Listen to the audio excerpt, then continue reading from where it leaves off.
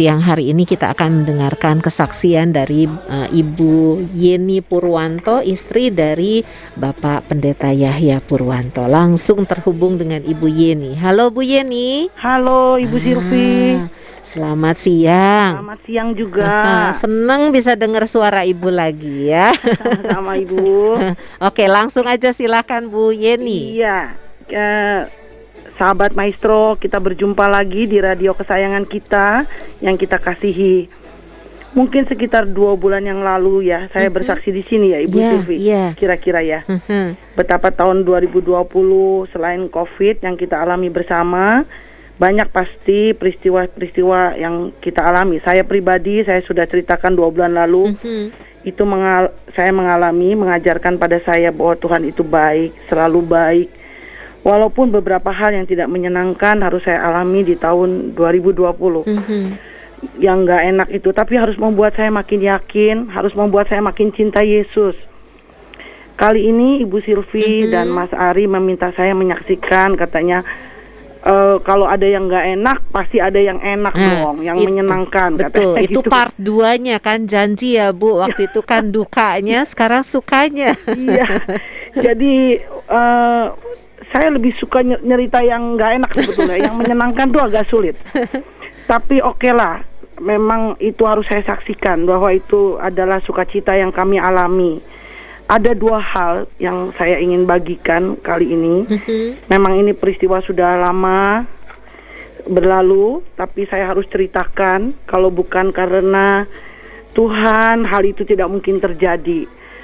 Kalau bukan karena hanya karena kasih dan anugerah Tuhan Yesus saja yang memungkinkan kami bisa mendapatkan karunia begitu besar pada keluarga kami.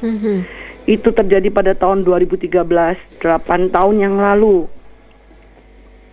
Iya. Tahun 2013 itu tepatnya suami saya, Pak Yahya, itu pensiun dari tugas-tugas pelayanannya secara struktural. Agak sulit kalau saya cerita detailnya ya Ibu Silvi, tapi saya cerita singkat. Tapi kalau ada yang pengen cerita lengkapnya, kapan-kapan boleh ketemu saya. Tapi saya coba meringkasnya gini kira-kira. Secara manusia pensiun itu kita pengen punya yang paling primer, yang paling dasar adalah sebuah rumah, betul kan Ibu Silvi? Betul. Tapi justru kami tidak punya rumah ketika itu. Setahun setelah kami pensiun baru kami memilikinya. Suami saya, kami tentu prihatin, sedih tentu ada, sedih banget. Kayaknya seumur hidup pelayanan baru hari itu sedih banget. Tapi sekali lagi Tuhan itu baik bagi hambanya yang sungguh-sungguh mengasihinya. Amin. Saya selalu catat ini, ada di HP saya. Kalau yang punya pertemanan dengan saya di WA saya itu ada Ulangan 31 ayat 8. Sebab Tuhan, Dia sendiri akan berjalan di depanmu. Dia sendiri akan menyertai engkau. Dia tidak akan membiarkan engkau dan tidak akan meninggalkan engkau.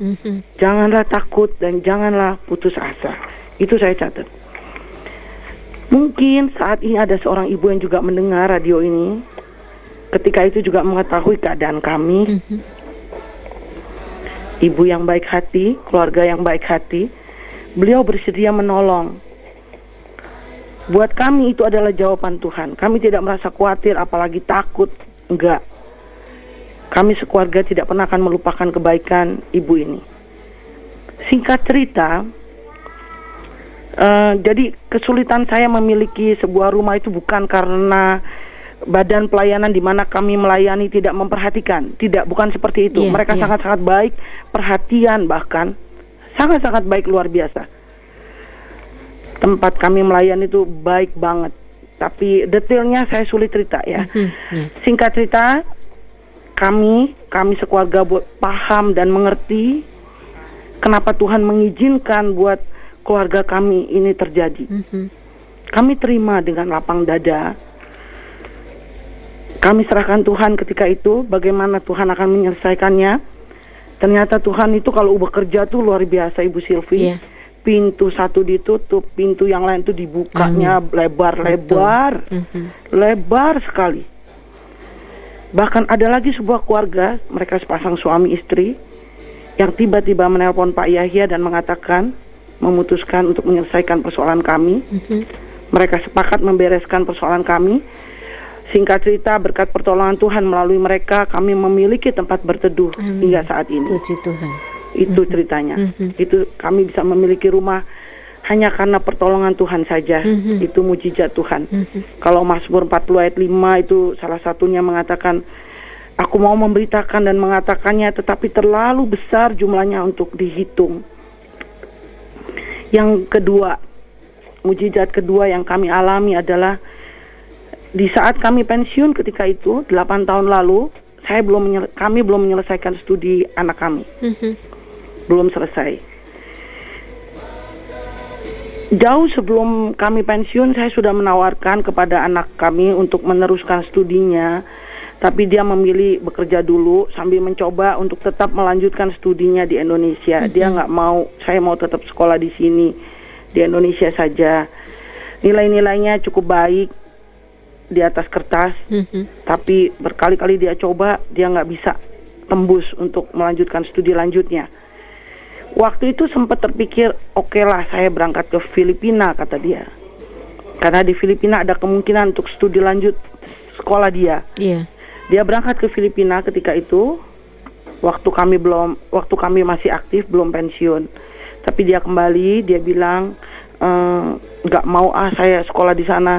Karena salah satu syaratnya adalah saya harus belajar bahasa Tagalog. Saya nggak sanggup belajar bahasa Tagalog, kata dia. Nggak mau dia bilang. Dia kembali. Di kemudian hari, sekitar 4-5 tahun kemudian sesudah itu, tiba-tiba dia menikah dulu. Dia sudah menikah. Tiba-tiba kira-kira 6 bulan setelah dia menikah, dia bilang, Mam, saya mau coba satu kali. Izinkan saya satu kali lagi tes di Indonesia. Kalau nggak bisa saya berangkat, dia bilang. Saya tetap cinta Indonesia, saya inginnya di Indonesia. Tapi sekali lagi dia tidak bisa. Akhirnya dia bilang, saya berangkat, Mam. Kemana, saya bilang gitu. Ke Filipina, dia bilang. Saya mau berangkat saja, katanya. Memang di Indonesia dia diterima, tapi bukan di bidang yang dia inginkan, Bu Silvi. Dia pengennya itu spesialis penyakit dalam. Seniornya pernah mengatakan, kejar saja apa yang menjadi cita-cita kamu.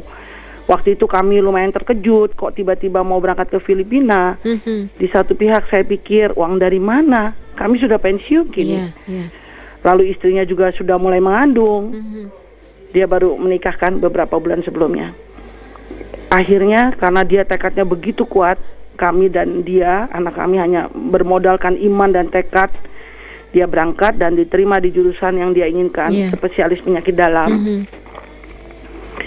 Dan beberapa bulan kemudian istrinya menyusul, cucu kami lahir di Manila ketika itu.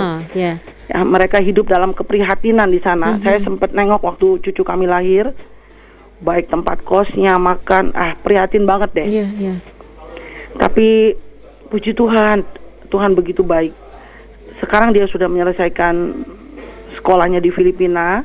Hari ini mohon doanya dia lagi adaptasi, penyesuaian. Jadi kalau lulusan dari luar itu harus lagi ujian di Indonesia. Hari ini dia sedang ujian. Dan besok mohon doanya. Nah, tapi cerita saya belum habis. Ketika beberapa waktu setelah itu sempat berjalan dia studi, tiba-tiba juga ada kembali seorang yang murah hati dan dermawan menghubungi kami.